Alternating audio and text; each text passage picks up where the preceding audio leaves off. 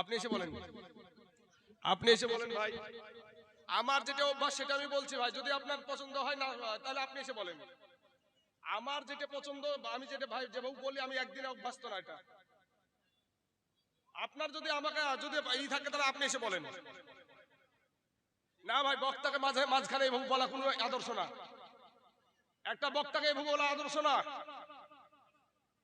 উনি উনি আমাকে লিখিত আকারে দিতে পারে।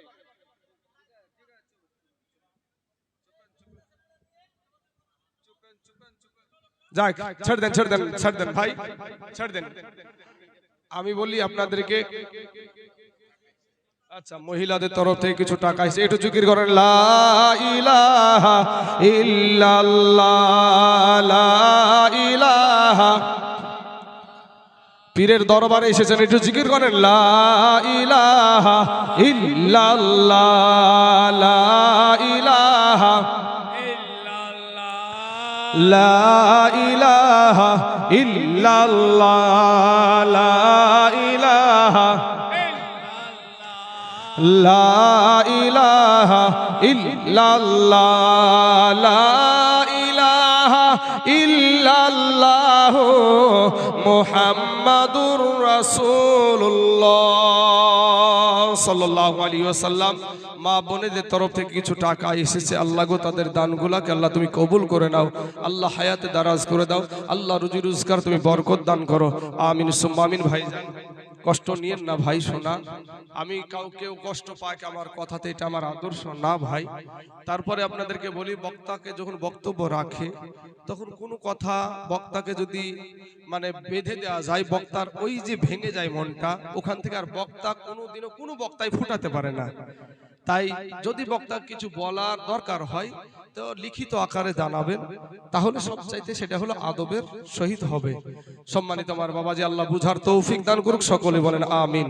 এবার ভাই আমার যেটা বক্তব্য জীবনে যেটা আমার যেভাবে আমি দিয়ে আসি বক্তব্য, আজ একটা নতুন না, ঈদের পর দিন থেকে এখন পর্যন্ত গতকালকে রাত্রিতে শুধু আমি রেস্ট পেয়েছি। তো বাবাজি আমার সোনা মানিকেরা এইভাবে আমি দিয়ে থাকি, এখন ভালো হোক মন্দ হোক যাই হোক না কেন এটুকুই বাবাজি সোনা মানিকেরা আমার ভাই জানেরা, একটু দুরূদ শরীফ পড়েন, আল্লাহুম্মা সাল্লি আলা মাওলানা মুহাম্মাদ ওয়ালা আলি মাওলানা মুহাম্মাদ সাল্লাল্লাহু আলা মুহাম্মাদিন মোহাম্মদ হরদম জবান শেন কালো ফাক হরদম জবান শেন কালো শফি আনা মুহাম্মদ সাল্লাল্লাহু আলাইহি ওয়াসাল্লাম। আমার আল্লাহ পাক বলছেন, খুলিকাল ইনসানু দাঈফা। আল্লাহ বলে, বান্দারে তোকে আমি দুর্বল করে সৃষ্টি করেছি। এখন যদি আপনি বলেন আমরা দুর্বল কিসের, আমরা দুর্বল কিসের, আমরা তো দুর্বল না, ইলেকশনের টাইমে আমাদের বম মারা কেউ বন্ধ করতে পারে না। আর কিসের দুর্বল আমরা? আমার আল্লাহ বলছে দুর্বল, তাহলে আল্লাহটা ঠিক হবে না আমারটা ঠিক হবে গো বাপ? আল্লাহটাই ঠিক হবে। আল্লাহ বলেছেন দুর্বল, অতএব আমরা দুর্বল। এখন আমি বলবো ভাই আপনি একটা মুরগির বাচ্চার কাছেও দুর্বল, একটা মুরগির বাচ্চার কাছেও দুর্বল। একটা মুরগির বাচ্চা ডিমের ভিতরে কয়দিন থাকে? 20-22 দিন বা 21 দিন, হাইস্ট 25 দিন ধরে নেন, হাইস্ট 25 দিন ধরে নেন না, হাইস্ট 25 দিন ধরে নেন। এই 25 দিন পরে ডিম থেকে বেরানোর পরে রাত্রি বেলাতে বের হয়েছে, সকাল বেলায় ছেড়ে দেন, হেঁটে বেড়াবে। যদিও খেতে না পারলেও মায়ের সাথে ঠুকরাই। এখন আপনি আপনার মায়ের গর্ভে ছিলেন, কেউ ছিল 8.5 মাস, কেউ ছিল 9 মাস, কেউ ছিল 9.5 মাস। যখন মা জননীর পেট থেকে প্রসব হওয়ার পরে হসপিটাল থেকে মনে হয় আমি ওই মুরগির বাচ্চার মতো হাঁটতে হাঁটতে বাড়ি চলে এসেছি নাকি, বাবাজি আমার সোনা মানিকের, তাইলে একটা মুরগির বাচ্চার চাইতেও আমরা দুর্বল। আমার আল্লাহ বলে, বান্দা তোকে আমি দুনিয়ার জমিনে দুর্বল করে পাঠায় আছি, তুই দুর্বল হওয়ার কারণে তোর উপরে আমার মায়াটাও বেশি। জোরে বলেন সুবহানাল্লাহ। আমার আল্লাহ বলে, বান্দা রে তোর চাইতে শক্তিশালী জীব আমি উটকে বানায় আছি, তোর চাইতে শক্তিশালী জীব আমি হাতিকে বানায় আছি, তোর চাইতে শক্তিশালী জীব আমি বাঘ বানায় আছি। ওরে বান্দা তোর চাইতে শক্তিশালী জীব আমি মহিষকে বানায় আছি, তোর চাইতে শক্তিশালী জীব আমি গরুকে বানায় আছি। ওরে বান্দা তুই দুর্বল হওয়ার কারণে ওই শক্তিশালী চোপায়া জানোয়ার গুলাকে আমি আল্লাহ তোদের গোলাম বানায়া দিয়েছি। জোরে বলেন সুবহানাল্লাহ।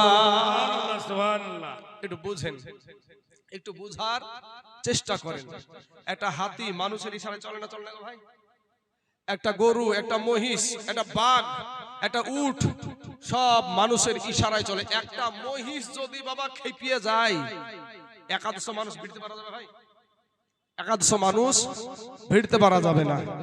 কিন্তু ভাই গো, এরপরও বাবা যে আল্লাহ পাক রব্বুল আলামিন ওই সমস্ত জীবগুলাকে আমাদের কথা মতো চলার ব্যবস্থা করে দিয়েছেন, সেই আল্লাহকে সেজদা করতে আমরা রাজি না। আজ সমাজে যদি বাবা 50 জন নামাজ পড়ে, এই 50 জনের ভিতরে দেখবেন 2 জন ব্যক্তি বাবাজি নামাজ ঠিক মতন জানে, 48 জনাই ঠিক মতন জানে না।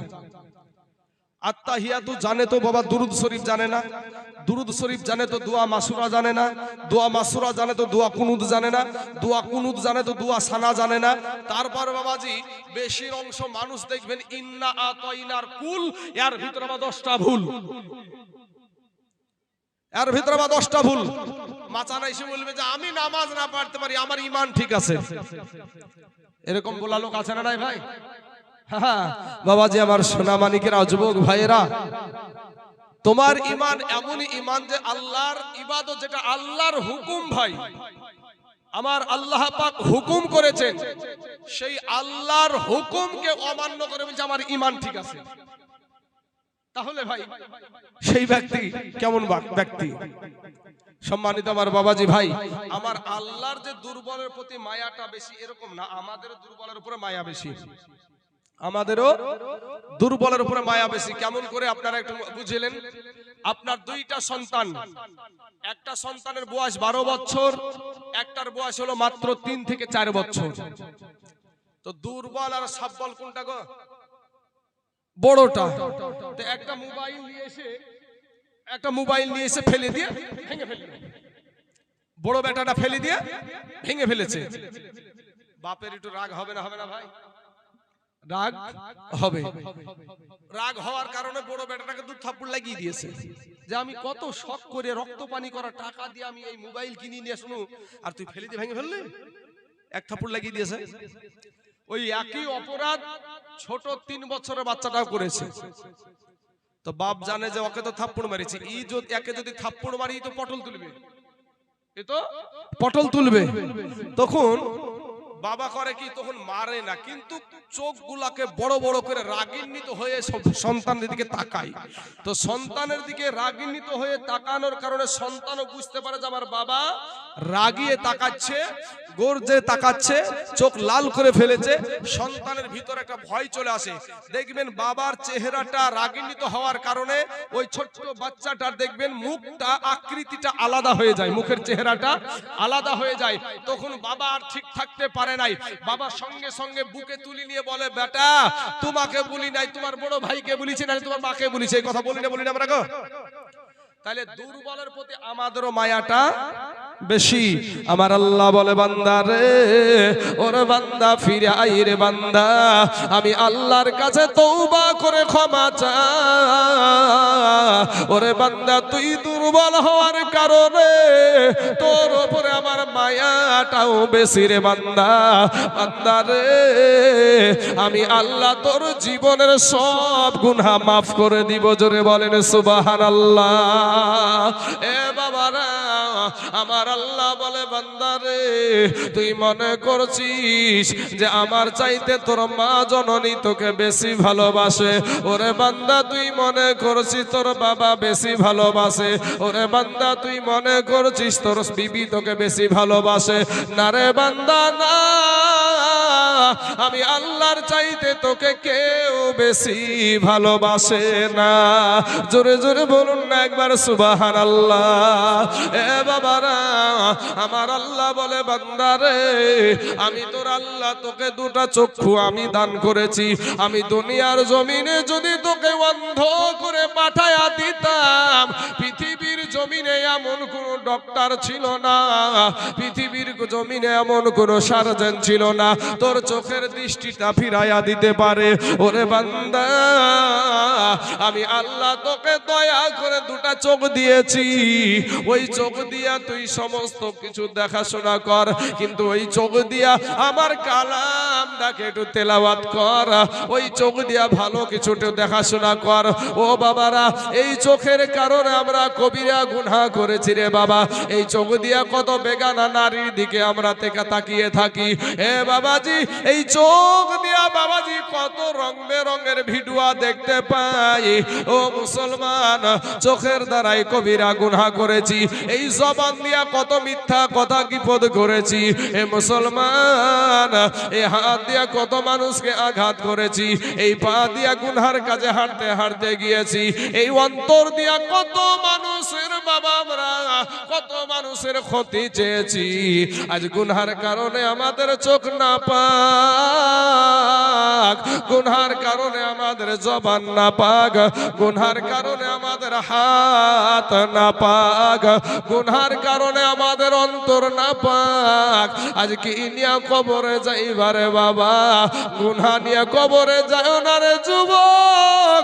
একটা সেকেন্ডের আযাব সহ্য করতে পারবা না রে বাবা। আজকে নবীর সুন্নতি লেবাস তোমার ভালো লাগে না। আজকে আমি তাইজুল ইসলামকে যদি বাবা তাইজুল ইসলাম আমি যদি দাড়িতে বিলেট মেরে জিন্সের প্যান্ট পরে যদি রাস্তায় ঘোরাঘুরি করি, রাস্তায় যদি গান করে বেড়াই, পৃথিবীর জমিনে আমাকে কেউ বাধা দেওয়ার নাই, কেউ আমাকে আঘাত করার নাই।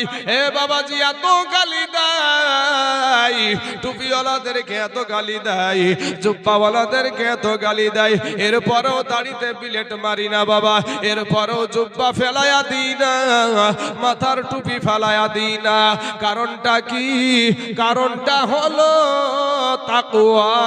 আর তাকওয়া মানি হলো আমার আল্লাহর ভয়। মুসলমান বাবাজি আমার ভাই, তাকওয়া যদি আপনার না থাকে, যেমন আপনাদেরকে একটা জিনিস ভালো বুঝতে পারবেন আপনারা, এটা হাদিস আছে, লা ইয়ানাল্লাহু লুহুমুহা ওয়ালা দিমাউহা ওয়ালাকিন ইয়ানালুহুত তাকওয়া মিনকুম। আমার আল্লাহর কাছে মাংস, রক্ত, হাড়, হড্ডি কিছু পৌঁছায় না, পৌঁছায় শুধু আপনার তাকওয়াটা। তো সম্মানিত আমার বাবাজি আমার ভাই, তাকওয়া যদি আপনার বিশুদ্ধ হয় তাহলে আপনার নামাজ বিশুদ্ধ হবে। তাকওয়া যদি আপনার বিশুদ্ধ হয় আপনার রোজা বিশুদ্ধ হবে। তাকওয়া যদি আপনার বিশুদ্ধ হয় সমস্ত কাজ কর্ম আপনার বিশুদ্ধ হবে।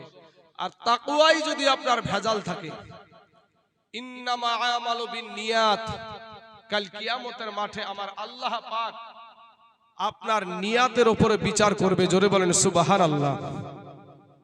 আমার আল্লাহ পাক আপনার নিয়াতের উপরে, আজকে কে কোন নিয়াতে এখানে এসেছে? কেউ খাবারের জন্য এসেছে না, এখানে ওয়াজ শোনার জন্য এসেছে না, বাবাজি দান করার জন্য এসেছে? এই বিষয়গুলা আপনার নিয়াতটা কি, এই নিয়াত পৃথিবীর কেউ না জানলে আমার আল্লাহ জানে। জোরে বলেন সুবহানাল্লাহ। কাল কিয়ামতের দিন আমার আল্লাহ পাক বলবে, তাইজুল তুমি দুনিয়াতে কি করেছো? আমি তখন বলবো যে আল্লাহ, আমি তো কোরআন হাদিসের জলসার স্টেজে বায়ান করে বেড়েছি, তোমার বান্দাদেরকে জাহান্নামের বায়ান, জান্নাতের বায়ান শোনালছি, নবীজির বায়ান শোনালছি। তো এটা তো দুনিয়ার মানুষ জানে, কিন্তু তোমার ভিতরের নিয়াতটা কি ছিল সেটা আমি আল্লাহ জানি। জোরে বলেন সুবহানাল্লাহ। আমার নিয়াত যদি মানুষকে পাগল করা হয়, আমার নিয়াত যদি মানুষ এই বক্তা শুনিয়ে শুনিয়ে যদি আপনাকে পাগল করার উদ্দেশ্য থাকে যে আমাকে খুব ভালো বলবে, ভালো বক্তা বলবে, এই উদ্দেশ্য এই নিয়াত নিয়ে যদি আমি ওয়াজ করি, তাহলে কাল কিয়ামতের মাঠে জাহান্নাম হবে ঠিকানা। মুসলমান ভাই জানেরা, আমার আব্বা জানেরা, আমার পর্দার আড়ালের মা খালারা গো, নিয়াত আদম নবীকে যখন জান্নাত থেকে দুনিয়ার জমিনে পাঠালেন, তোমার আল্লাহ পাক যেই ফল খেতে নিষেধ করেছিলেন সেটা ভক্ষণ করার কারণেই তো দুনিয়াতে পাঠালেন। তো আদম নবী দুনিয়াতে যখন আসলেন জান্নাতি গাছের পাতার পোশাক বানিয়ে দুনিয়াতে এসেছিলেন। তো যখন আসলেন পৃথিবীর মধ্যে বনের হরিণ, কিছু হরিণ বলছে যে চল আদম নবী দুনিয়াতে এসেছে, ওনার সাথে সাক্ষাৎ করে আসি। আর কিছু হরিণ বলছে উনি যখন এসেছেন চলিয়া তো যাচ্ছেন না, থাকছেন, পরে গেলেই চলবে। কিছু হরিণ বলল গরম ভাতের যে স্বাদ পান্তা ভাতের সেই স্বাদ নাই, চল আমরা এখনই যাব। কিছু হরিণ চলে গেল, আদম নবীর সাথে সাক্ষাৎ করলেন। সাক্ষাৎ করার পরে আদম নবী ওই হরিণগুলাকে জান্নাতি গাছের পাতা দিলেন। তো হরিণ ওই জান্নাতি গাছের পাতা ভক্ষণ করলেন। এই জান্নাতি গাছের পাতা ভক্ষণ করার কারণে আমার আল্লাহ পাক তিনটা নিয়ামত দিলেন। একটা হলো হরিণ দেখতে খুব সুন্দর, হরিণের মাংস খুব সুস্বাদু, আর হরিণের নাভিতে কুস্তুরি, হরিণের নাভিতে কুস্তুরি। সব হরিণের নাভিতে কুস্তুরি মিলে না, কারণ কি? নিয়াতের ভিতরে ভেজাল। সম্মানিত বাবাজি, এরা যখন জংলায় গেল তখন জংলার যে হরিণগুলা গিয়েছিল না, ওরা দেখছেন গোটা জঙ্গল আপনার সুগন্ধিতে ভরে গেছে। জোরে বলেন সুবহানাল্লাহ। এত সুগন্ধি দেখার পরে বলছে কি ব্যাপার, তোমরা জংলায় প্রবেশ করার সঙ্গে সঙ্গে এত সুঘ্রাণ বের হচ্ছে? বলে আমরা আদম নবীর সাথে দিদারে গিয়েছিলাম, ওনার সাথে সাক্ষাৎ করার পরে উনি আমাদেরকে একটা পাতা দিলেন, ওই পাতা ভক্ষণ করার পরে আমাদের ভিতরে এই পরিবর্তন দেখা দিয়েছে। বাকি হরিণগুলা তখন বলছে যে তাহলে আমরাও যাই, তাহলে আমরাও যাই। বলেন এটা স্বার্থে যাচ্ছে না বিনি স্বার্থে যাচ্ছে? ভাই স্বার্থে যাচ্ছে। স্বার্থে ইনারাও গেলেন, যাওয়ার পরে আদম নবীর সঙ্গে সাক্ষাৎ করলেন, ইনাদেরকেও আদম নবী পাতা দিলেন। কিন্তু এদের ভাগ্যে তিনটা নিয়ামত জুটলো না, দুইটা জুটলো। একটা কম, নিয়াতে ভেজাল। একটা কম, হরিণ দেখতে সুন্দর, হরিণের মাংস সুস্বাদু। কিন্তু বাবাজি ওই একটা কুস্তুরিটা মিলল না, তাই সব হরিণের নাভিতে কুস্তুরি পাওয়া যায় না। সম্মানিত আপনারা বাবাজি ভাইরা, আপনারা আরেকটা ঘটনা শুনেছেন, ইব্রাহিম নবীকে আগুনের ভিতরে ফেলাইয়া দিয়েছিল। এই আগুনের ভিতরে যখন ফেলাইয়া দিয়েছিল, একটা আল্লাহর জীবের নাম হলো বহুরূপী, যার নাম কেউ বলে গিরগিট্টি, কেউ বলে ডাহিন। যে গাছে উঠে সেই গাছেরই রং ধারণ করে। তো ওই গাছে উঠা ওই গিরগিট্টি ডাহিনটা চিন্তা করছে আদম নবীকে আগুনে ফালায় আছে, পুরানোর আনন্দতে ওর ভিতরে বাবাজি এতটুকু বাতাস, ওই বাতাসটুকু আগুনে নিক্ষেপ করছে, আগুনে নিক্ষেপ করছে, আদম নবীকে পুড়াবে। ওই রকমই একটা জীব বাবাজি ব্যাং, ওই ব্যাং বলছে আহা, ইব্রাহিম নবীকে, আল্লাহর খলিলকে পুড়াবে। ওনার স্থলে, ওনার দেহতে কতটুকুই বা পানি, ওই পানিটাই আগুনটা নিভাবে না। আর ওই যে ডাহিনের ভিতরে যে বাতাসটা, ওই বাতাসে যে আগুনটা উত্তেজিত হবে তাও হবে না। কিন্তু নিয়াত কি? ইব্রাহিম নবীকে পুড়াবো। আর ব্যাঙের নিয়াত কি? ইব্রাহিম নবীকে পুড়াতে দিব না। এই নিয়াতের কারণে ব্যাঙকে মারা যাবে না। আর এতটুকু এতটুকু পানি ওই আগুনে নিক্ষেপ করছে। সম্মানিত আমার বাবাজি, আমার ভাই জানেরা, তাহলে নিয়াতের কারণে কাল কিয়ামতের মাঠে আপনার বিচার হবে। সম্মানিত আমার যুবক ভাইয়ের, আমার আব্বা জানেরা গো, আমি আপনাদেরকে করজোরে আপনাদের পা দুখানা আগায়া দেন, আপনাদের পায়ে হাত দিয়ে বলি ভাই, এই দুনিয়াটা কিচ্ছু না ভাই, এই দুনিয়া থেকে আমাদের সকলকে চলে যেতে হবে। আমাকে দিয়েছে সুবহানাল্লাহ। একজন ভাই আমার, আচ্ছা একজন ভাই আমার বায়ান শুনে মুগ্ধ হয়ে 100 খান টাকা দিয়েছে। আলহামদুলিল্লাহ, আল্লাহ গো তার এই হাদিয়াকে আল্লাহ তুমি কবুল করে নাও। আল্লাহ তার হায়াতে রুজি রোজগার আল্লাহ তুমি বরকত দান করিও, আমিন সুম্মা আমিন। বাবাজি আমার সোনা মানিকেরা, ওগো আমার আব্বা জানেন, আমার ভাই জানেন, আমি আপনাদেরকে বলবো বাপ ও সোনা মানিকেরা, আমার মা খালারা গো, আমি আপনাদেরকে বলে যাই বাবা, আমার নবীর সাহাবী ওই সাহাবীরা যেমনি ভাবে দুনিয়া করেছে বাবা, আপনাকে অমনি ভাবে দুনিয়া করতে হবে।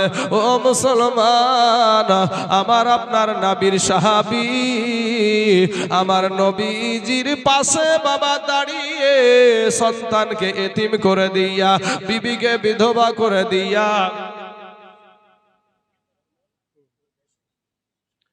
আতাউর রহমান নদিয়ার সুদি থেকে দিয়েছে। আল্লাহ তার দানকে তুমি কবুল করে নাও, আল্লাহ হায়াতে দারাজ করে দাও, আল্লাহ রুজি রোজগার তুমি বরকত দান করো, আমিন সুম্মা আমিন।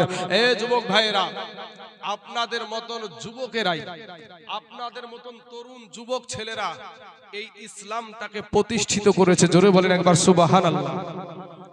আপনাদের মতন যুবকেরা, আজ ভাই আপনি যুবক ছেলে, একটু দিলখানা নরম করে দাও ভাই, একটু অন্তরটা নরম করে দাও। যে বায়ানটা আমি সম্মুখে নিয়ে আসছি, এই বায়ানটা একটু নিজের দিলটা নরম করে শোনো ভাই। তোমাদের মতন যুবকেরা, তোমাদের মতন নওজোয়ান তরুণেরা ভাই এই ইসলামকে প্রতিষ্ঠিত করার জন্য নিজের বিবিকে বিধবা করে দিয়েছেন, সন্তানকে এতিম করে দিয়েছেন। মুতার প্রান্তরে যুদ্ধ হয়েছিল, লড়াই হয়েছিল। ওইদিকে কাফেরদের সৈন্য হলো 1 লক্ষ, আর আমার নবী আপনার নবী সৈন্য বানালেন মাত্র 3000, মাত্র 3000। ভাই আজ আমাদেরকে বলে রোহিঙ্গা, আমাদেরকে বলে বাংলাদেশি, আমাদেরকে বলে পাকিস্তানি। আজ সকল হিন্দু ভাইদেরকে ওরা শিক্ষা দিয়েছে তোমরা ঘরে ঘরে অস্ত্র রাখো, কিন্তু আমরা মুসলমান এক আল্লাহকে সেজদা করি, দ্বিতীয় কাউকে সেজদা করি না। সাহাবীদের ঈমান, আজ মুসলমানদের ঈমান দুর্বল বলি তো আজ আমাদের এই হালাত। আজ দুর্বল না হলে মুসলমানদের দিকে চোখ রাঙিয়ে তাকাই কিরে বাবা। আজকে ট্রেনে বাসে চললে কে মুসলমান কে হিন্দু বুঝা মুশকিল ভাই। এটা মুসলমানেরও যেই পোশাক, এটা হিন্দুরও সেই পোশাক ভাই। একটা নায়িকার যেই পোশাক, একটা নায়িকার যে পোশাক, আমার মা আপনার বিটি আমার বিটি এদেরও সেই পোশাক। বুঝবেন কি করে? আমার নবী আপনার নবী যুদ্ধের ময়দানে সেনাপতি বানালেন মাত্র সেনাপতি বানালেন 3 জন। যুদ্ধের ময়দানে সেনাপতি লাগে ভাই 1 জন, আমার নবী বানালেন 3 জন। আচ্ছা 2100 টাকা দিয়েছে হাটকুলার হান্নান মন্ডল। আল্লাহ গো তার দানকে তুমি কবুল করে নাও, আল্লাহ হায়াতে দারাজ করে দাও, আল্লাহ রুজি রোজগার তুমি বরকত দান করো। আয় আল্লাহ আসমানি বালা, জামিনি বালা, রুহানি বালা, সমস্ত বালা মুসিবতকে আল্লাহ তুমি দূর করে দাও, আমিন সুম্মা আমিন। বাবাজি আমার সোনা মানিকেরাম, 3 জনকে আমার নবীজি সেনাপতি বানায়া দিলেন। বললেন কোথায় আমার পালক পুত্র যায়েদ, দাঁড়িয়ে যাও। নবীজির পালিত পুত্র, নবীজি লালন পালন করতেন, নবীজিকে আব্বাজান ডাকতেন এবং মা আয়েশাকে মা ডাকতেন। সেই যায়েদ বলছেন কোথায় আমার পালিত পুত্র যায়েদ, দাঁড়িয়ে যাও। সঙ্গে সঙ্গে দাঁড়িয়ে গেলেন। তারপরে বলছেন কোথায় আমার চাচাতো ভাই জাফর বিন আবু তালিব, দাঁড়িয়ে যাও। সঙ্গে সঙ্গে বাবা দাঁড়িয়ে গেলেন। তারপরে বলছেন কোথায় আমার সাহাবী আব্দুল্লাহ ইবনে রওহা, দাঁড়িয়ে যাও। সঙ্গে সঙ্গে বাবা দাঁড়িয়ে গেলেন। এরপরে বলছেন যে তোমরা 3 জনে বাড়ি চলে যাও, বাড়িতে গিয়ে সালাম করে এসো। বাবারা যুদ্ধের ময়দানে সেনাপতি লাগে 1 জন, আমার নবী বানায় আছে বাবা 3 জন। এতে থেকে কারো বুঝতে বাকি নাই, এই 3 জনের ভিতরে 1 জন বাড়ি ফিরবে না। আচ্ছা, এই গ্রামের একজন 800 টাকা দিয়েছে, আল্লাহ তার দানকে তুমি কবুল করে নাও, আল্লাহ হায়াত দারাজ করে দাও। হে মুসলমান বাবাজির, আমার ভাই জানে রাখো, ওগো আমার পর্দার আড়ালের মা খালারা, যায়েদ একটা ডাক দিয়া বলছেন, ইয়া রাসূলুল্লাহ, ইয়া হাবিবাল্লাহ, নবী গো, ওগো নবীজি, আমার আব্বা জান আমাকে যুদ্ধের ময়দানের সেনাপতি বানায়া দিয়েছে গো নবী। ওগো নবীজি, আমার মা আয়েশা ঘরে বসে শুনতে পেয়ে যাবে, আমার যাওয়ার কোনো প্রয়োজন নাই। আচ্ছা, 8,000 750 টাকা ইনার বাবজির অর্থাৎ হুজুর মান্নান রহমতুল্লাহ আলাইহির মুরিদ। দেখেন বাবা, পীর মুরিদ এমন একটা জিনিস, একজন মুরিদ যারা হয়, এক মুরিদ আর এক মুরিদকে বলা হয় জাকের ভাই। তো এই এক মুরিদ আর এক মুরিদের জন্য জীবন দিতেও এরা প্রস্তুত থাকে। পীর মুরিদি যারা বুঝে না বাবা, তাদের ভিতরে এই প্রেম পাবেন না। যারা জানে না পীর মুরিদি কি জিনিস, মুরিদ কি জিনিস, আর মুরিদের মধ্যে কি মোহাব্বত, এই মুরিদে যে কি মোহাব্বত, এইটা যাদের ভিতরে নাই তারা বুঝবে না। যেটা নাই সেটা আপনি বুঝবেন কি করে? যার ভিতরে যেটা থাকবে সে সেটাই বুঝবেন, কি গো? তো সুবহানাল্লাহ, একজন মুরিদ সাহেব উনি 8,000 750 টাকা দান করেছে। নারায়ে তাকবীর, নারায়ে রিসালাত। একজন মুরিদ আর 8,000 750 টাকার দাতা, ধরে বলে জিন্দাবাদ, সুবহানাল্লাহ সুবহানাল্লাহ।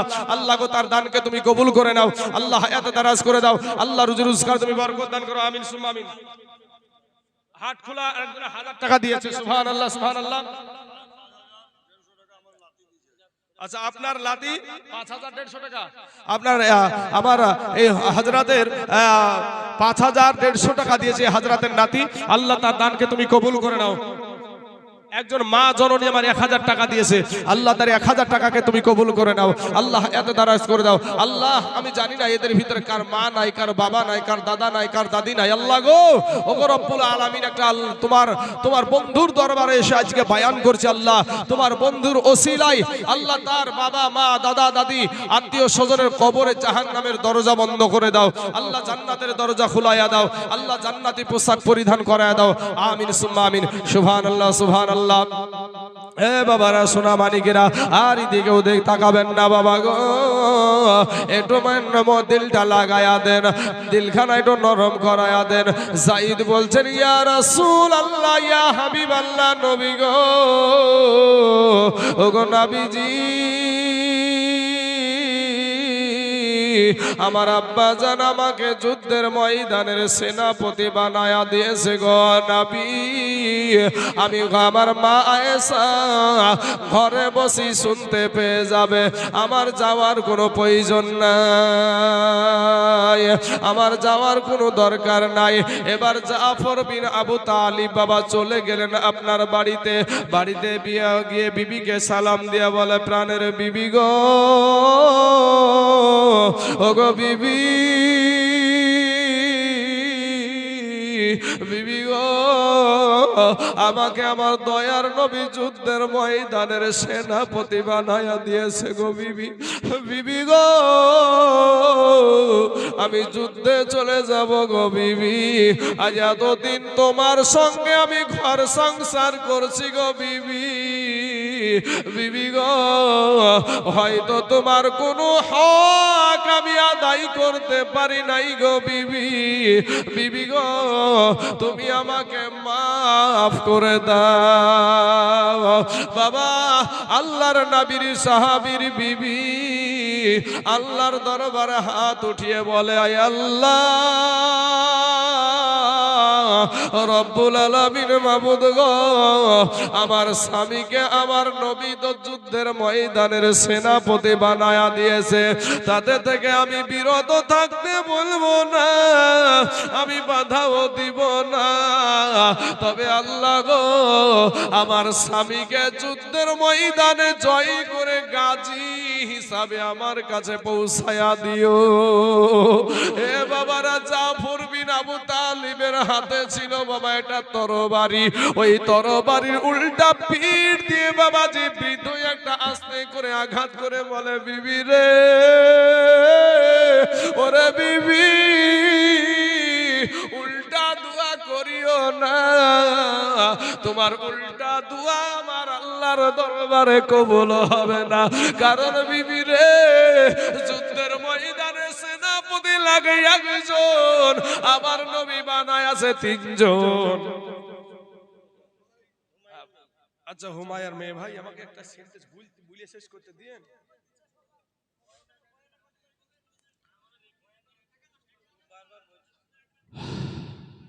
দুরূদ শরীফ পড়েন, আল্লাহুম্মা সাল্লি আলা